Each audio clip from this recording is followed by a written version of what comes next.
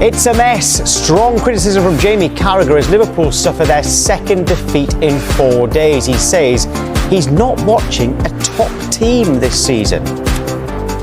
Good morning, welcome to Sky Sports FC. Strong words from Carragher on his former club. So are Liverpool in crisis? We're joined by former Premier League striker Charlie Austin. Charlie, briefly, how concerned should Liverpool fans be this morning? Yeah, I'd say quite concerned. Okay, right, well, much more on that to come. Seven wins and Liverpool appear to be flying this season, but 2 defeats in 4 days have well and truly put the brakes on.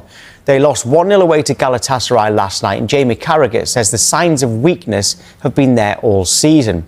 This is what he said: "I'm not watching a top team. Liverpool aren't playing football at the moment. They're playing basketball. It's just end to end, and I don't think top teams play like that. Liverpool went from a workmanlike team last season, and they've sprinkled a little bit of stardust in terms of transfers. They haven't gained anything going forward, but they have lost a lot defensively." Here's what manager Arne Slot made of their performance last night. For me, it was a different loss than the one we had against Palace. Because for me, there was a lot more to like, especially in the first half, which was maybe different to the Palace game. And in the second half, it became harder and harder for us to create. First of all, because they were fighting with all they had, so you always have to give credits to them. Second of all, because we hardly played in the second half.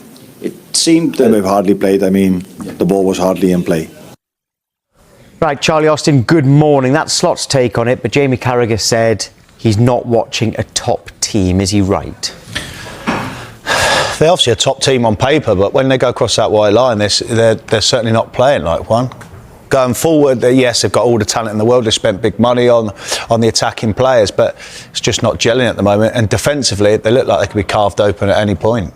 So, Carragher suggested about Florian Wirtz, £116 million. He suggested he should be dropped. I can show you what he said. Actually, he said he's just not at the races at all. He's a young boy coming into a new league. He has got plenty of time to go as a Liverpool player, but right now I think he needs to come out of the team. Liverpool go back to what they were last season and then go from there and build some confidence, build some defensive solidity, because right now it's a mess. It's not the losses. This has been coming from day one. So specifically on Florian Wirtz, before we open it up a bit more, as a player, what would you say is the best thing to do? Take him out of the firing line, or keep playing him to play him into form? Because everyone agrees his form's going to come. As players, you always want to play. You want to continuously play and form will come, like you say. But I think the best is sometimes to take a step back and come out of the spotlight. Yeah, people be saying, oh, they've dropped him. Do you know what? It's probably right and it probably should happen. He comes out, and then on the flip side of it, Liverpool can actually go back to playing that midfield three with Dom playing as in the middle there, and we're playing Conor Bradley at right back, because at the moment I feel like moving jigsaw pieces around to get Florian Wirtz in. I just think his performances haven't warranted as many starts as he's got.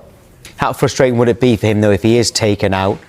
And it might take a while. For what though? He can't be. What can he be frustrated about being taken out? Because his performances don't reflect that. So he had 8 games, no goals, no assists. So the stat speaks for itself. For me, it's just when you're an attacking player, them kind of stats now. Listen, we talk about all the time, are more important about football. He isn't proven that, but he's not doing enough for the team or to warrant a place in the starting 11 either. Are you worried about the defence as well? Defensive side is. Carragher was. Yeah, defensive side. Look at him. Arne Slot says it's a different performance from a different loss from say, last night to what it was Saturday. Well, I watched Saturday also, and it almost could have been 4 down at half time. They're so easy almost to get in behind now. When last year that was a tough thing to do. Now it seems to come up to the front man, a ball set and a ball in behind, and they have runners, and there's not a lot Liverpool can do about it. Yeah, there's a message there which we had a lot of this ever since deadline day. Really, Liverpool will be kind of missing out on Mark Gahey. Is it just a centre-back issue? Because the defence, you've got the midfield in front of the defence, you've got the full-backs as well. Is it simply centre-backs that are an issue? I think it is going to, you have to say defence, because both full-backs, Andy Robertson's still at the club, of course, but he's not playing. Milos Kerkez is. And then, like I say, we'll play Conor Bradley at right-back, or Soboslai's been playing right back, and Trent's obviously left. I think it is the whole back four. That's the issue, and they're not gelling as well as what the top end of the pitch are. Also, I just think the more it goes on, it's being highlighted. Yes, at the top end that they're not scoring, maybe because that's where the money is, but ultimately at the back it's not there. And the more you actually think about it, I know Alexander Isak transfer saga went on all the way through the summer, but maybe getting Hugo Ekitike through the door was probably the domino effect of trying to get Mark Gay in before Isak. So would you, in hindsight, would you have targeted the centre-back and left Alexander Isak? Hindsight's a wonderful thing, Tom, and obviously you go, right, I want Isak in, but he's the main target, he's the number one target, and of course you go look at it now, I think maybe we should have got Mark Gay in, just for that defensive solidarity in there, really, more than anything. But then, of course, if Isak started and has scored 4 goals straight off the bat, then you're not saying that, are you? Yeah, we should say, you know, they did at least try to get Gay in, didn't they, on deadline day. A couple of injury worries too for Alisson and Hugo Ekitike. This is what Slot said after the game, starting with Alisson. If my player is on the floor, I 9 out of 10 times fear the worst. And with the worst, I mean that he cannot continue. And that's what happened with Alisson. So yeah, then normally he will not be able to play Saturday. That's 99.9%. I've already said 100%, but let's make it 99.9. But I think it's 100. Can I just check on Hugo Ekitike as well? It looked like he seemed to pull something when he stretched. He felt something.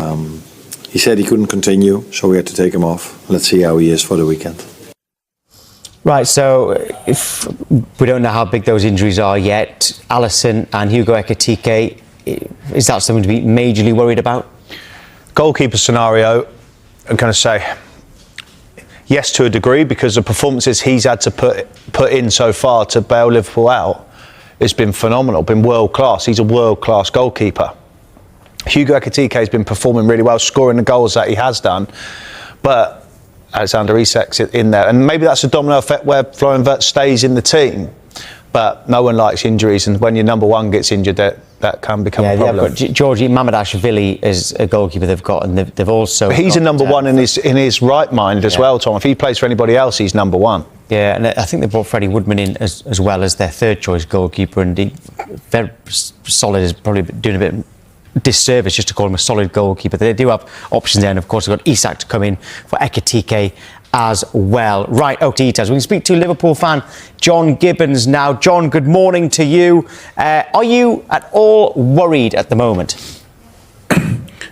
Listen, you never enjoy losing games, and I think that's the situation that we're in at the moment, where we've lost 2 on the bounce, and so you worry a little bit about form. You worry a bit not just about the new players who've come in who are still, trying to find their feet, but also some experienced players who've been at Liverpool for a long time who haven't started the season as well. So it isn't quite gelling at the moment. I wouldn't say I'm worried in that I think they'll get it right, but at the time it's quite painful to watch. Well, it has been this week anyway, when they are looking a little bit disjointed and pretty open at the back as well. Are you watching a top team?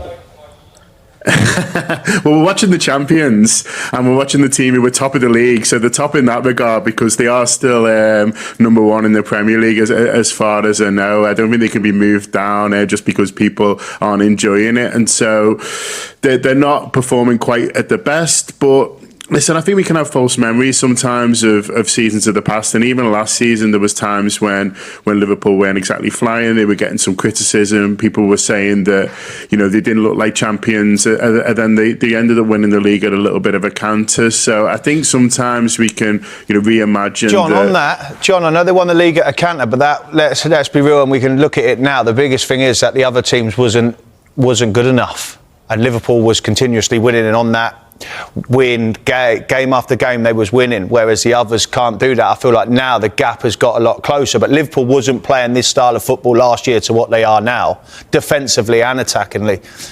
No chance, because at the moment I see it, Liverpool can be getting cut through, balls in behind. I've never seen so many times a ball in behind with a sort of defensive running back in, or Alisson having to make world-class saves. Maybe one a game. At the moment he's having to make 3 or 4. Yeah, listen, we are too open, and we certainly were at Crystal Palace, but that's why the the goalkeeper's the best in the world and we want him. On the other teams, listen, we'll see. You say the gap's got smaller. I didn't think Arsenal looked to me any better when they came to Anfield and got beat. They looked like the same team that came last year, so they had a good result at the weekend and fair play to them. But I think the others have got it all to prove more than Liverpool, that they can get the required number of points to win the league. And at the moment, it's Liverpool who they're chasing. Do you think Florian Wirtz needs to come out to take the spotlight off him? But also, do you think it's a bigger deal that Conor Bradley starts at right back, or we play a right back there instead of Dom? Yeah, I think so. I think we need to get Szoboszlai back into the middle now. He's been one of the top performers, and I said before about existing players who aren't necessarily, playing at the highest level or the level that they can. But Szoboszlai's been one of the few, top performers who has played at his level. So getting him back in midfield, I think, is crucial. On Florian Wirtz, I mean, it should be remembered that the manager does take him out against Everton. So he's done it already this season. He's shown that he's willing to start him on the bench if he thinks the game's right. Does he think a trip to Stamford Bridge is one where he might do that with their style in midfield? We'll sort of have to wait and see, really. But the problem is that there's not necessarily others who are playing at the top. I think McAllister's been disappointing this season. I'm not sure if he's been fully fit. Obviously, Gravenberg is playing well and will start, but he needs to get 11 out there. And at the moment, it's you're picking between players, a few players who aren't necessarily playing at the best, and hoping they show what they can. We've got a voice note in from, I assume it's a Liverpool fan, called Jean. This is what they've said. I'm a Liverpool fan from Plymouth, and I believe that Liverpool should have cashed in on Salah and Van Dijk in the summer. They're past their prime and they're finished. What are you on about? What do you mean the finish? But also cashed in, they would have gone for free, wouldn't they? Well, there you go. That goes out of everything, don't it? Liverpool was never going to let Virgil van Dijk, Mo Salah and Trent Alexander-Arnold leave the building at all. Like them two, that was all. Everyone see that. Trent was going, the other two was going to stay. Right, that's the scenario of it. Going back to that question is more on the Salah one, where we're so used to seeing him be so effective in games. The start of the season's not been there, but I do believe that's because Szoboszlai's not been playing that 10, and people kind of forget the energy that he puts into that first press to go and win the ball back. That disrupts everything else, and it is a knock-on effect. And if he's been playing at right back, it's almost impossible for him to set the tone all the way up there.